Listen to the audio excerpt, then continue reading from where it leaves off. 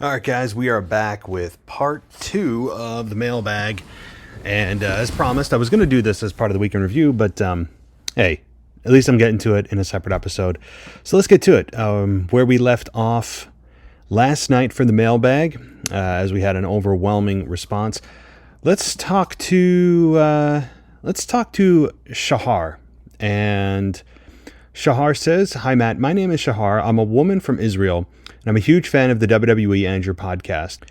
I heard your raw review and your kind words about the terrible, brutal terror attack in Israel and wanted to say thank you. It really warmed my heart. I wish the WWE would acknowledge what happened in Israel and break the loud silence, but I guess it won't happen. At least you had the heart and sympathy to say something about it, so thank you again. I really appreciate it." Well, I mean, it's not up, obviously, to the announcers or any of the wrestlers. I'm sure, are instructed to not say anything about it. And that's, I know why they don't want to, because they would say that they're an escape from all of this terrible news, right? That's the purpose of this podcast too, is to escape your day and relax and unwind and talk about stuff that really doesn't matter, right? Like, as much as I love this show and I appreciate all the listeners, in the grand scheme of things, wrestling doesn't really matter, right? Like, it's an escape, just like you watch sports or you watch a movie or a TV show. So that's probably how they view it and why they've decided to go silent thus far.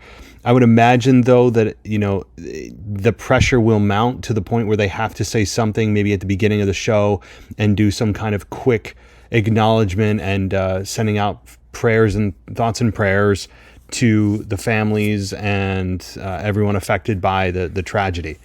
So I would imagine they'd say something soon, but I think they look at it as it's not their responsibility to do so. But it's so overwhelmingly awful. I really, in all of my years, this actually to me eclipses 9/11. And I know if you're in Israel, this 9/11 you saw from a distance, just like in the United States and elsewhere, we're seeing your tragedy from a distance. But even though I experienced 9/11 and it was not that far from me, and I was 16 at the time, 15, 16, I knew how bad it was. Even though it was a lot closer to home, I look at what you guys are experiencing and think that's a lot worse. And it just is, words don't do justice for what's happening over there. It's really unspeakable. And again, I really, if anybody wants to, check out the videos, boy, are they going to scar you for life. At the same time, you maybe should check them out so you can see exactly what kind of evil is over there, and could come to your doorstep. I mean, I'm not going to dive too much deeper into it than that. Maybe I'll save that for a separate episode, not wrestling related. But yeah, I'm glad I could help out in any way, even if it is just words from thousands of miles away from Israel. And obviously stay safe and protect your family the best you can. And I'm not telling you anything you don't already know, but it's difficult, right? Like, I feel helpless, and I'm sure a lot of you do too. But it's better to see what's going on than turn a blind eye to it in this case, because it's so horrific. And I won't dwell on it too much more, but Shahar, thank you so much. I'm glad that I could help, and stay safe. All right. Next email is from Khalif, and Khalif says, "Good day, WWE podcast team. My name is Khalif Williams, and I'm reaching out with a potential idea. First, thank you guys for all that you do. I tune in as much as I can and enjoy every episode I've listened to. Also, been a fan of wrestling the majority of my life. I can't even tell you when my first time watching wrestling happened. That's how far back it's been, 29 years. But the idea I have is, what if when Cody asks, 'What do you want to talk about?' how about the audience starts answering the question with chants? Chants of other wrestlers' names or their designed chants for wrestlers. For example, when Cody asks, the crowd chants, 'CM Punk, CM Punk.' It gets the crowd engaged and also gets Cody more over with that question. Let me know what you think. Looking forward to hearing from you guys." That's a response. Khalif, that's a response, and one that makes sense, where the crowd could just chant a name or a phrase. Here's the problem. Getting 15,000 people to coherently and simultaneously start chanting the same thing. You're going to have, unless it's pre-discussed, right? Like, if everyone huddles together in the arena afterwards and like, "Okay, guys, listen.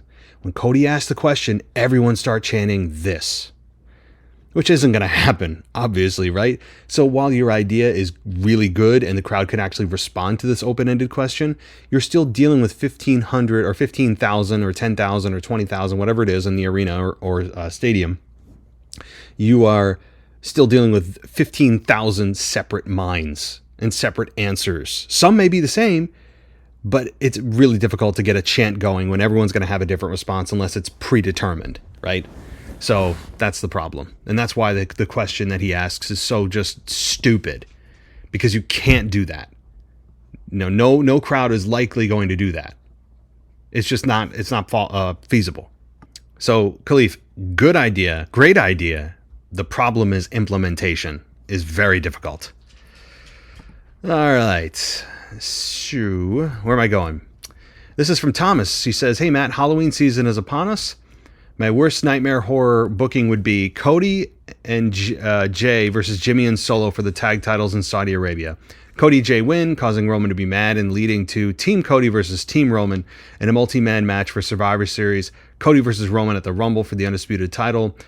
The only glimmer of hope is LA Knight could still win the Rumble and challenge for a world title versus a heel Drew or Priest." Yeah, okay. That does sound like a nightmare, pun intended, I guess, right, with Cody there. It also sounds unfortunately realistic.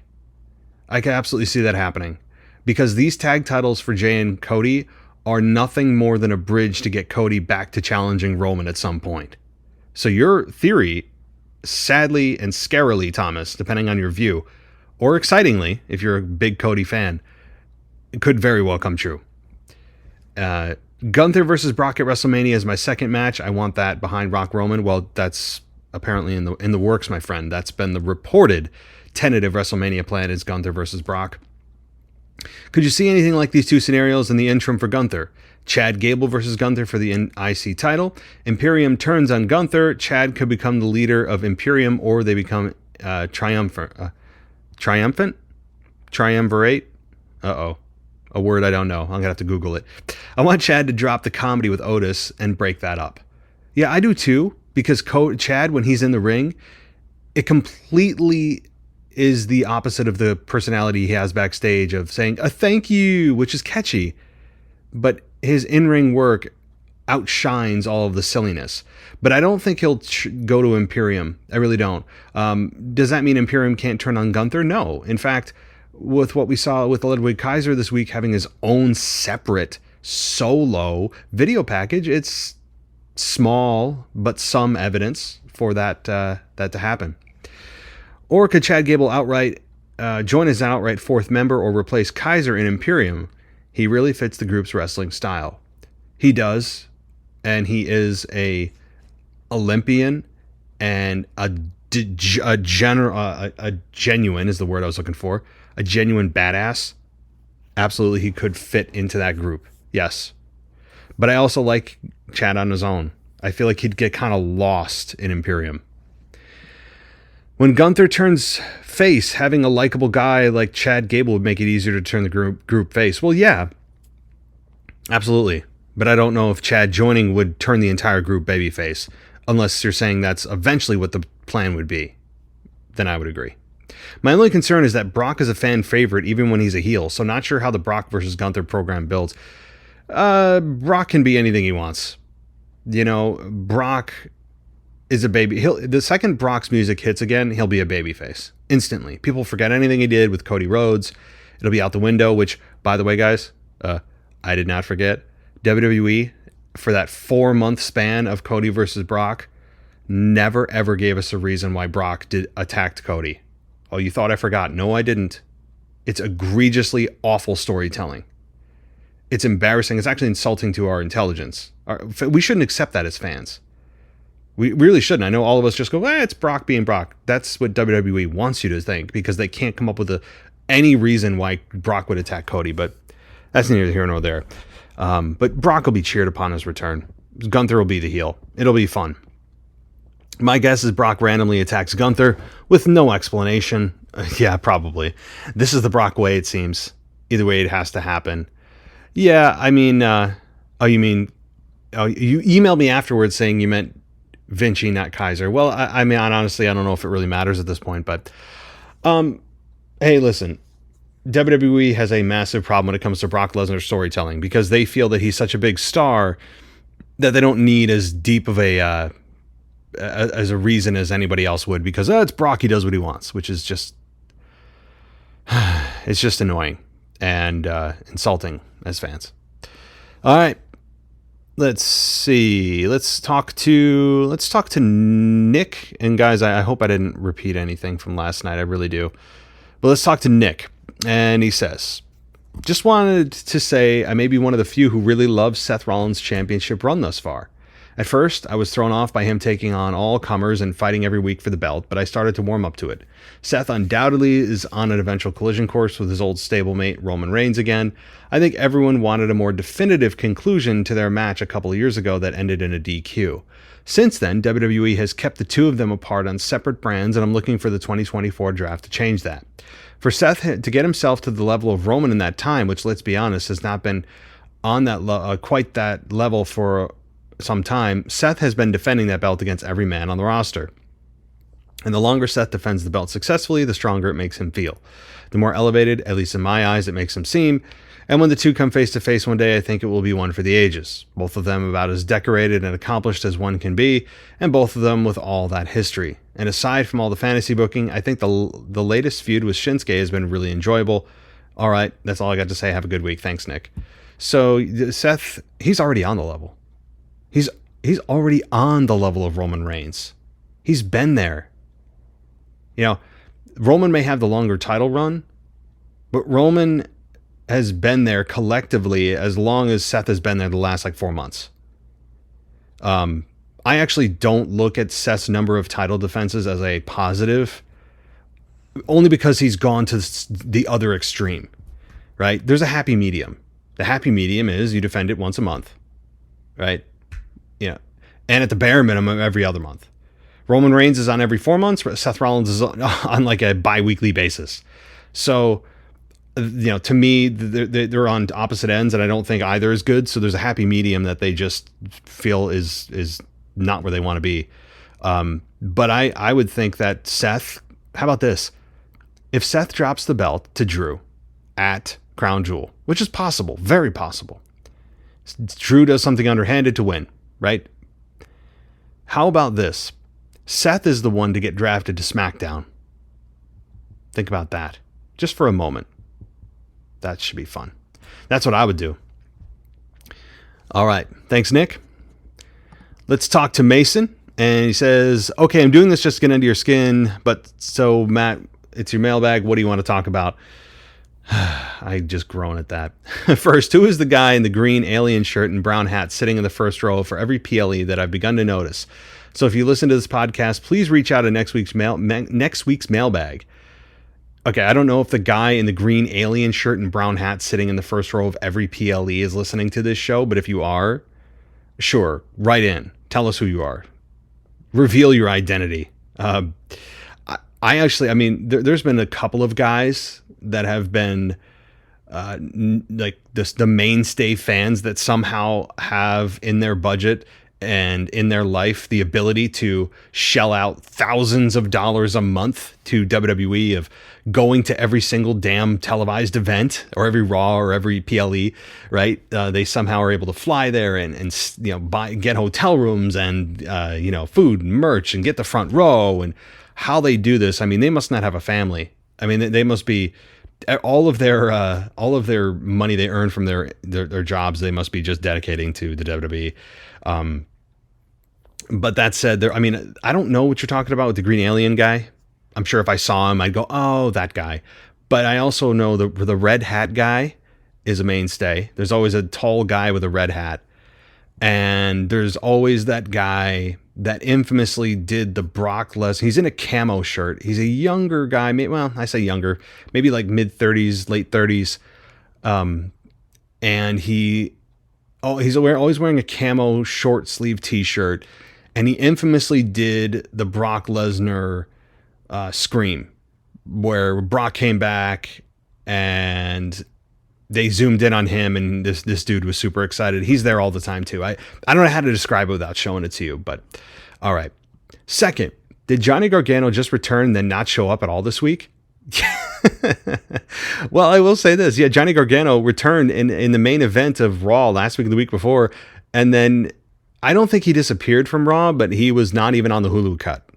That's all you need to know about what the Johnny Gargano return did. Third, is Ricochet turning heel because he hit Shinsuke with a chair? Then a few weeks after he attacked him backstage, I feel like a heel Ricochet could be cool. With it, I'm so much better than you, making the shooting star seem easy. That's all by. It could be. A heel Ricochet is much more interesting. It's infinitely more interesting than a babyface Ricochet. Babyface Ricochet is, gosh golly, Mr. PG. Remember he called the guy, you piece of crap. I mean, dude. He is too goody-goody. He's too wholesome. He called himself the resident superhero. He's flip-flop and fly. He's all fireworks and no heart. And I mean that I don't mean that disrespectfully, even though it sounds disrespectful. I mean that in the only time we actually saw any or felt anything for Ricochet was during the Logan Paul program when he actually had some decent promos. And that's it. Outside of that, it's been pretty just, hey, he's the guy that does cool moves. Very superficial interest in Ricochet. All right, Mason, thank you. Let's talk to David. David says, and everybody say it with me, what do you want? Okay, I can't say it. Well, I know what I want to talk about. Fastlane, of course. I actually enjoyed it. When Cody Rhodes and Jey Uso won the tag titles, I was surprised, since the Judgment Day is trying to get all the gold. But I understood why, and it made sense. As you said, if you want a legit way for Cody and Jey to be on Raw and SmackDown without violating the brand rules, here it is. Yeah, I would agree, except they don't care about the brand rules. So they could have just done it and no one would have, said boo about it. The LWO versus the Street Profits and Bobby was good.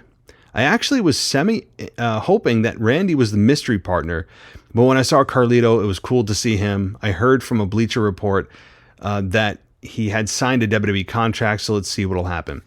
Yeah, I mean, it makes sense. The LWO, obviously given what the LWO stands for, Latino World Order, Randy doesn't exactly fit into that demographic, but I totally understand what you mean. We've been waiting for Randy to be a return surprise, RKO, Roman, somebody out of nowhere. It's coming, though. It's coming. And as far as Carlito's contract, it seems like right now it's a one-off.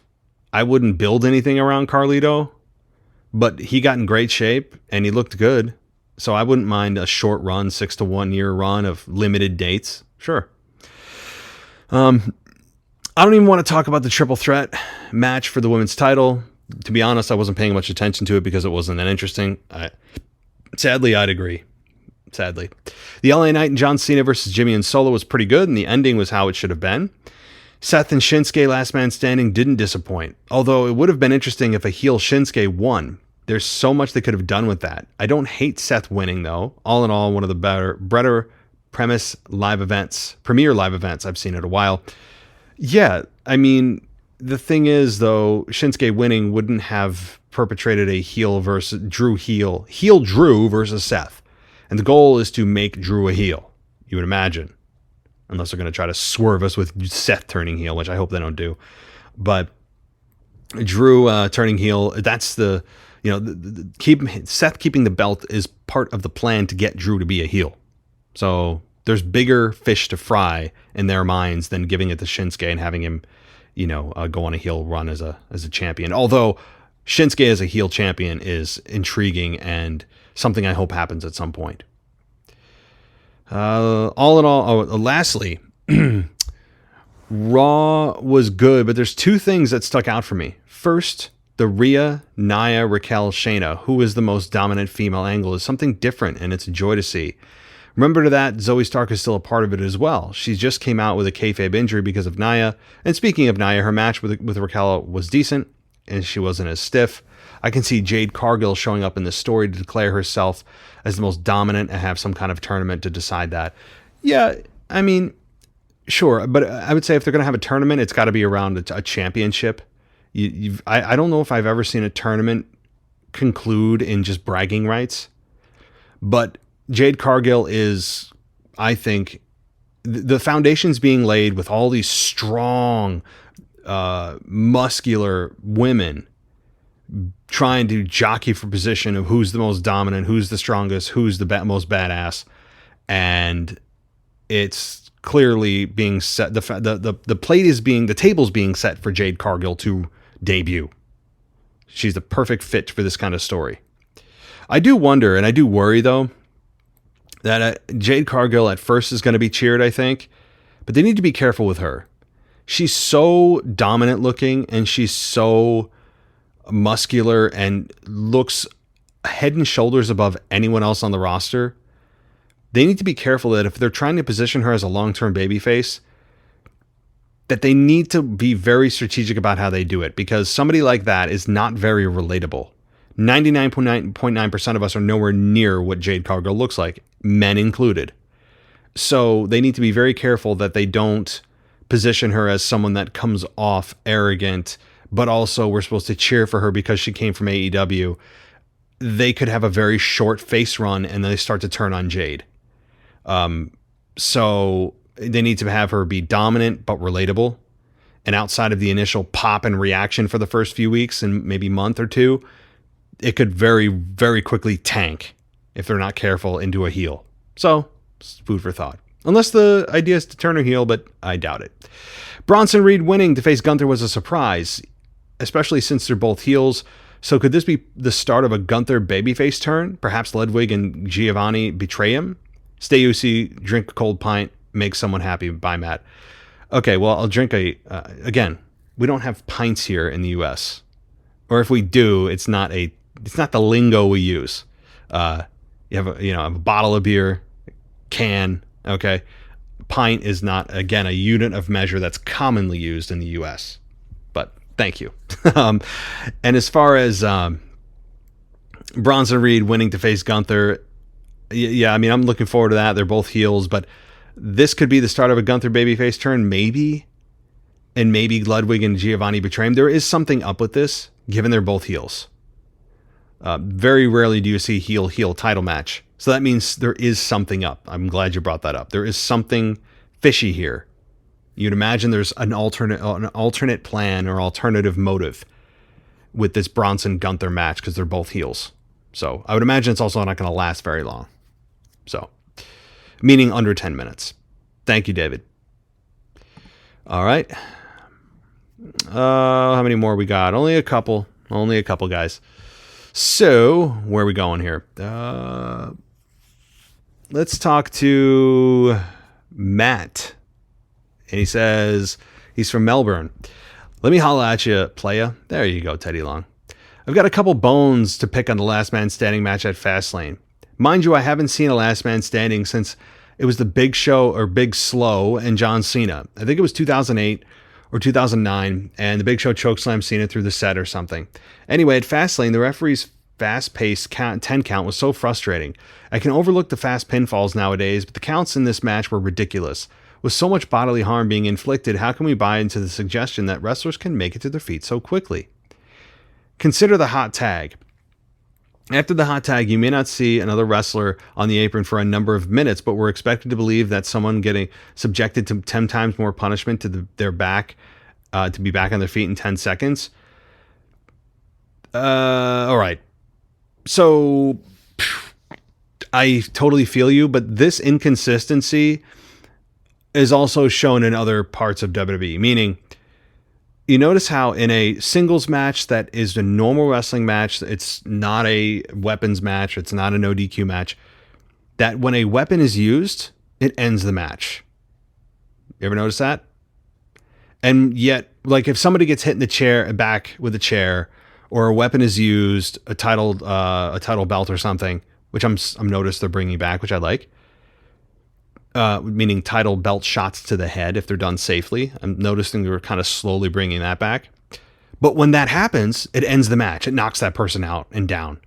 Yet when it's done consistently in no DQ matches, TLC matches, they can do it over and over and over, and it's just another spot in the match. You know there's never any chance of it ending the match, but yet if it's done once in a normal match, it suddenly is devastating.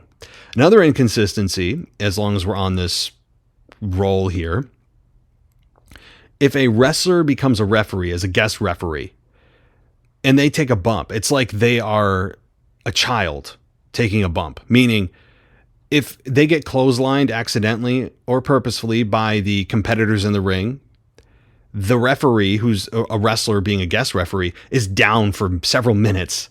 When if it was in a match, they would be down for just a few seconds. So it's just kind of the nature of wrestling. And it's one of those things that we all have to deal with. To me, I despise the 3 count more because it's something we see more. The 10 count with last man standing matches are done, a couple times a year at best. So I absolutely understand it. And I think the 3 count's more egregious because it's every single match. That it's this pace. It's 1, 2, 3. That's like what, 2 seconds, not 3. It's a big difference. And also Michael Cole, who when it's the finish of a match, will just go into his match ending line. When it's not the finish of a match, he'll say, "We could have a new champion." And meaning he's just leading us down the road that we know we're actually not going to go down. And when it's the actual finish of a match, he'll say, and Gunther retains the championship, whatever. He'll start the line before the 3 counts is complete. Go and watch. You'll see what I'm talking about. So Michael Cole, as great as he is, and he is a great announcer, I have to say. He is. I don't think he gets the credit he deserves. But Michael Cole has his flaws, and that's a massive one that I can't stand. All right. The finish gave me the irrits too. The last time I said irrits, you were unsure of the term. Oh, irritate. Got it. Seth was always going to retain, but to cram it down our throats that his back is near broken and to overcome a 100% Shinsuke after the brutality of the match and bumps to Seth's back was absurd. He's a superstar, not superhuman. Yeah, I brought this up on my Mailbag yesterday.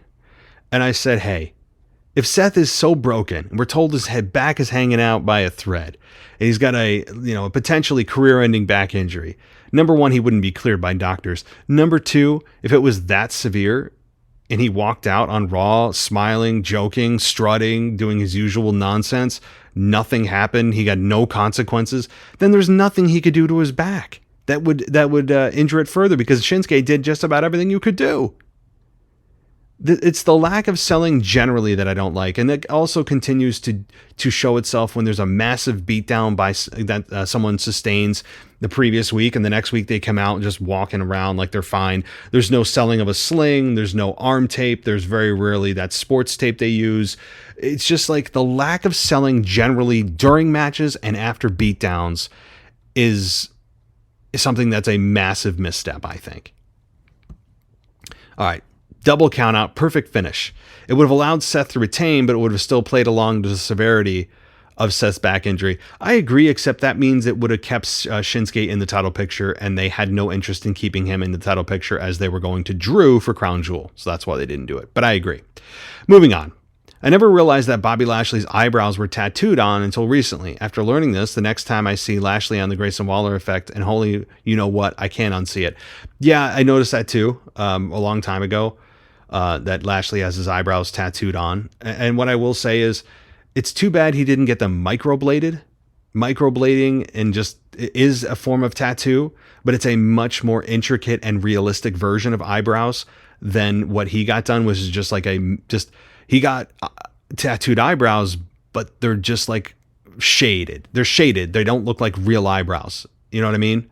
So it's a, maybe he didn't care, but hey, I wouldn't bring it up to Lashley. The dude's a tank.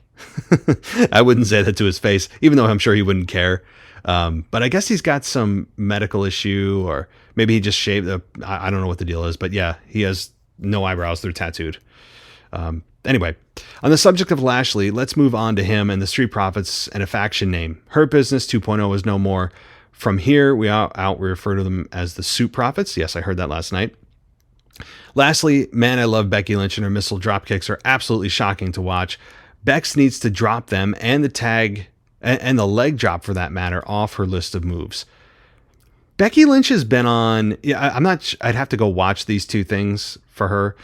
She's been in a weird spot for a long time now, the better part of 6 to 12 months, where she was in that like forever long program with Trish. That actually left us with a good taste in our mouth with the steel cage match, to be fair. But she won the NXT title, and she's helping younger talent, and I applaud her for that, and that's a good plan. Then she cuts this rhyming promo that got critically jeered. I mean, it was awful.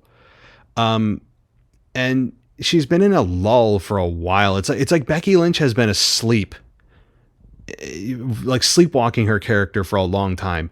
And I think what will wake her up is when she drops the NXT title and goes face to face with Rhea Ripley. Becky Lynch needs I just want to shake her and be like, wake up, you know?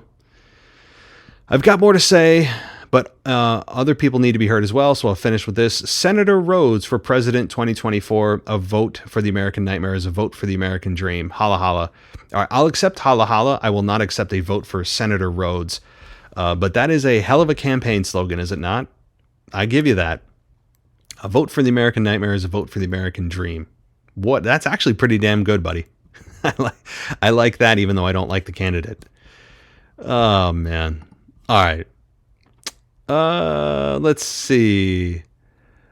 I've got Dennis, and Dennis says, "Hey Matt, I hope you're well. This isn't a wrestling related question in regards to one of your listeners.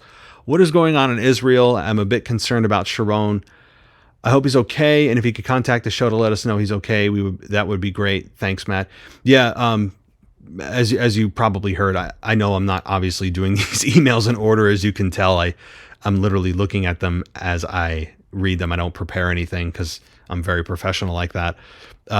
But yeah, clearly, if you heard the email or our voicemail section yesterday, he was the very first voicemail on the show, in the voicemail section. So after I read through the emails, I got to him, and he, as you heard, mentioned he's okay. He's got a baby girl. I think, is it a girl? I forget. I want to say girl. I'll pretend it is. And he's staying safe. He's not in the immediate war zone of Gaza, the Gaza Strip, and the cities surrounding, the communities surrounding Gaza, which are the ones that are being decimated right now. But he's still too close for comfort, a little bit in the north part of Israel. So I continue to tell him to call in, and we're all thinking about you, Sharon. Hope you're doing well, and I can't imagine what it's like over there right now. Just be grateful that most of us listening don't have to deal with what the heck is going on over there, which is it's inhuman. All right, so where are we going here? We're going to Malachi, and he says, "Your favorite and sole Bianca Belair defender is back after a lengthy time away from the mailbag. I've still been watching weekly in my time away, and all I have to say is Bianca Belair is greatly missed. I don't care what any haters have to say, the SmackDown Women's Division is lacking star power and charisma, something Bianca Belair has in bunches.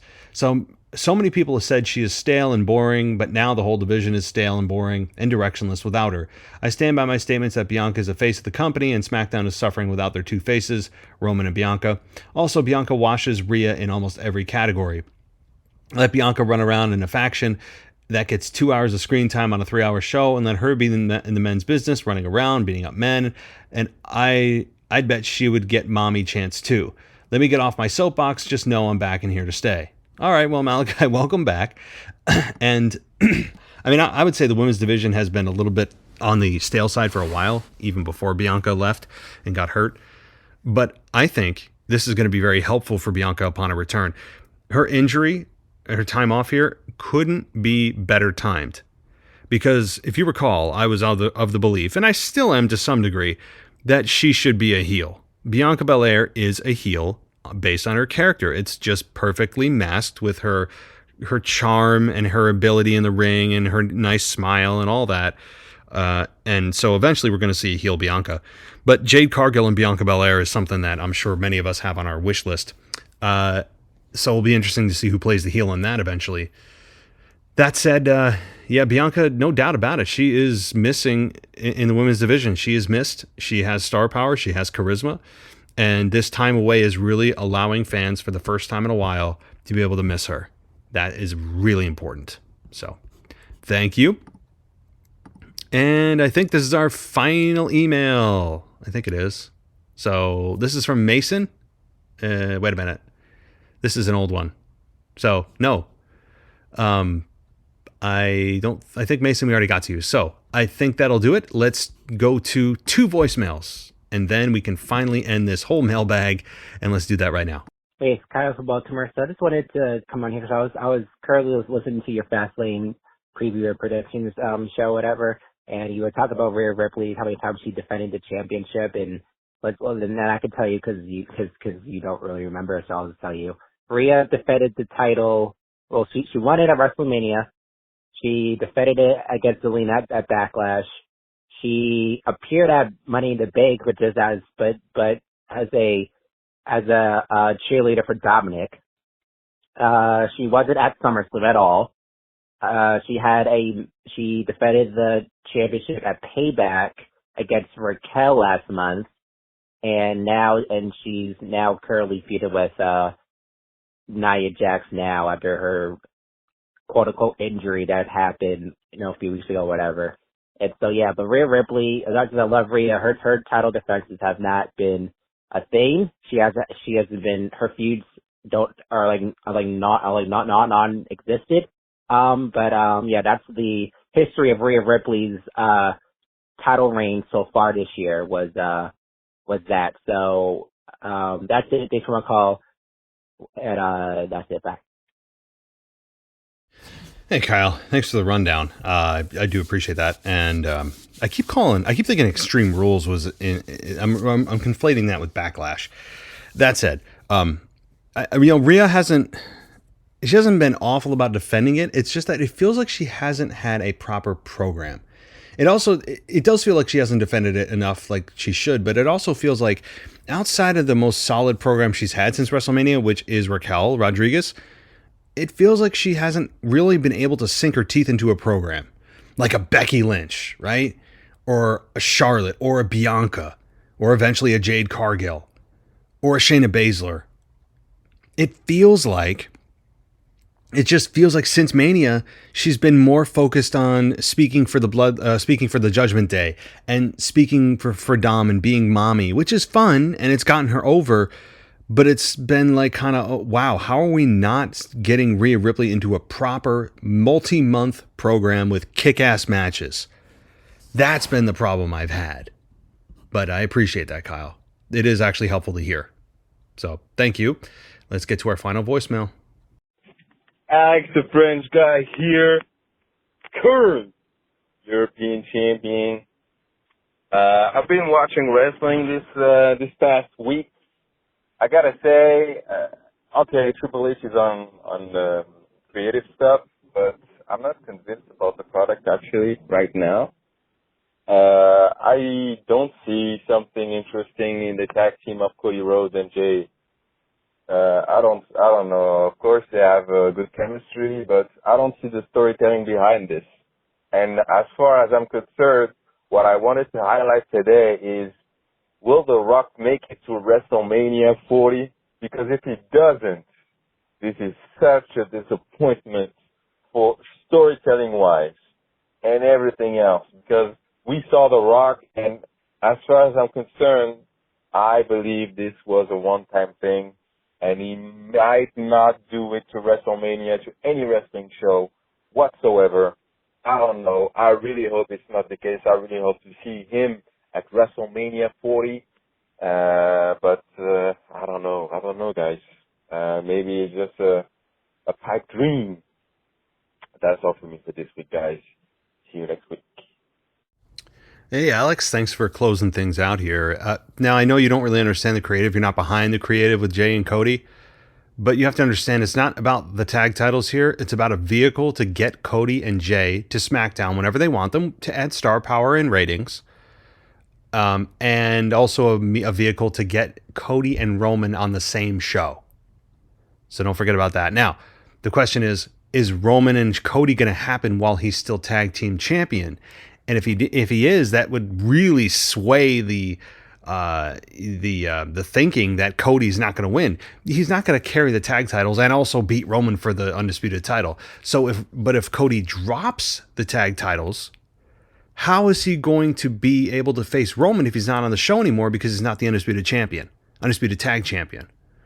So there's a bit of a conundrum there, but ultimately just know this is really a vehicle to just get Cody specifically, and Jay to some degree, over to SmackDown anytime they want. That's really what this is about. Not necessarily, oh wait, they don't have great chemistry, they're not a real tag team. All true. But the more overarching, more important purpose of this from WWE's angle is Jay and Cody be able to go to any show. So that's why. Even though they've been appearing on the show without the titles and no one seems to care, it's at least the right way to do it if you're going to adhere and respect the brand rules. Now, as far as The Rock, you think it's a one-off with him appearing on SmackDown a few weeks ago? It could be. But there's been so many hints. Him on the Pat McAfee show hinting at it.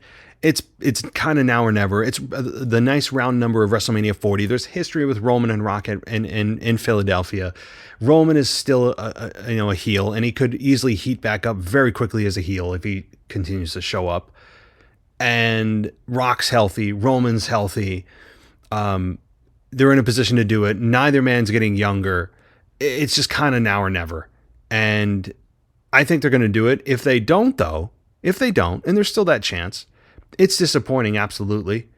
But Roman's got a long list of opponents he could actually face off with at WrestleMania in the main event. When I say long, it's relative. I'm not saying there's 15 guys on there. There's probably like 4 or 5 guys that could headline with Roman. But you talk about Seth Rollins could do it. Cody Rhodes could do it. LA Knight could do it. Randy Orton could do it. Hell, even AJ Styles, as unlikely as that is, could do it. So there's a list, my friends, of people that even if The Rock's not there, that Roman could work with. So that's why it's not the biggest disappointment in the world if he doesn't, because he's got a long list of guys he could work with. That'll be just fine. So that said, everybody, thank you so much. A heck of a long mailbag with an hour yesterday, nearly an hour today, heading to 45 minutes or so.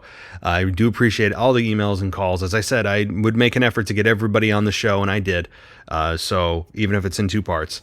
But thank you, everybody, for listening. A bit of a bonus Thursday show here, and I will be back Sunday with your weekend review, just a normal weekend review, and of course, covering SmackDown and all the news coming out of that, maybe even a little NXT with all the big stars on NXT. And I will say this about NXT.